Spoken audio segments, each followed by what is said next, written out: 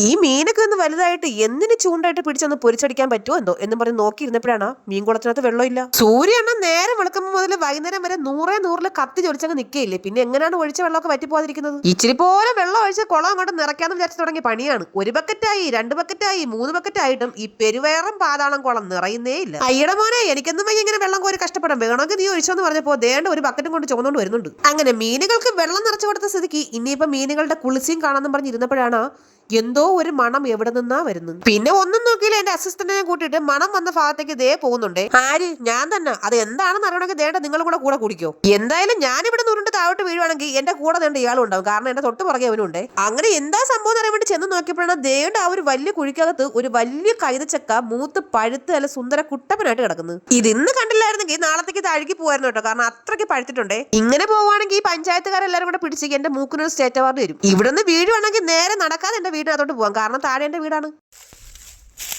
നല്ല പഴുത്ത കൈതച്ചക്ക. പല ഫയർഫോഴ്സിന് ജോലി ഉണ്ടായിരുന്നു. ഞാൻ സാഹസികമായിട്ട് കയറ്റമൊക്കെ കയറി കുഴിക്കാത്തെന്ന് പറഞ്ഞ കേട്ടോ. കുഴി മീൻസ് പോയിക. എൻ്റെ അമ്മേ ചാവുണ്ടോ? ഞാൻ മുകളിൽ കയറ്റത്തിലോട്ട് കയറി പോയപ്പോഴേ എന്റെ അമ്മയച്ഛനെ വിചാരിച്ചത് കൈതച്ചക്കയ്ക്ക് മുമ്പേ ഉരുണ്ട് വീണ് ഞാനിങ്ങ് എത്തുന്നതാണ്. ചീതൂട്ടി കണ്ടിട്ടില്ലാത്ത സാധനം ആദ്യമായിട്ട് കണ്ടപ്പോൾ ഇത് കടിക്കൂ എന്തായാലും പറഞ്ഞ് നോക്കിയിരിപ്പുണ്ട് കേട്ടോ. സംഗതി കിട്ടിയ സ്ഥിതിക്ക് ഉപ്പും കൂട്ടി അടിക്കാലോ എന്ന് വിചാരിച്ചിട്ട് എടുത്തപ്പോഴാണ് ദേണ്ട തൊട്ടപ്പുറത്ത് കാന്താരി മുളക് ഇരിക്കുന്നത്. ആഞ്ജനേയ വേണ്ട, അണ്ടക്കടാകടം വരെ ചിലപ്പോൾ എരിഞ്ഞ് പുകഞ്ഞു പോകും.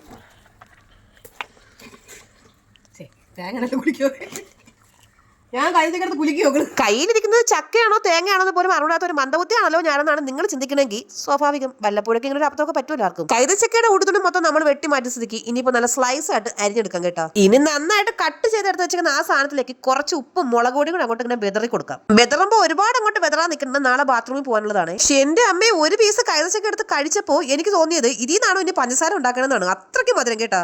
ആദ്യം കൈതച്ചക്ക എന്ന് പറഞ്ഞ സാധനം പോലും നേണ്ട ഇയാൾക്ക് ഇഷ്ടമല്ലായിരുന്നു, ഇപ്പൊ ഭയങ്കര ഇഷ്ടമാണ്. പിന്നെ അതിൽ നിന്ന് ഒരു പീസ് വേണ്ട ഉറങ്ങാനിരുന്ന് അച്ഛനോട് കൊടുത്തിട്ടുണ്ട് കേട്ടോ. അങ്ങനെ ഇപ്പോൾ ഉറങ്ങണ്ട എരിയട്ടെ. അമ്മയ്ക്ക് കൊടുത്തപ്പോൾ അമ്മ തന്റെ മുളക് പറ്റാത്ത സ്ഥലം നോക്കിയിട്ട് സീതൂട്ടിക്ക് കൊടുക്കുന്നുണ്ട്. അപ്പൊ നമ്മുടെ ചാനൽ എല്ലാവരും സബ്സ്ക്രൈബ് ചെയ്യാൻ സഹായിക്കണേ. ടാറ്റാ.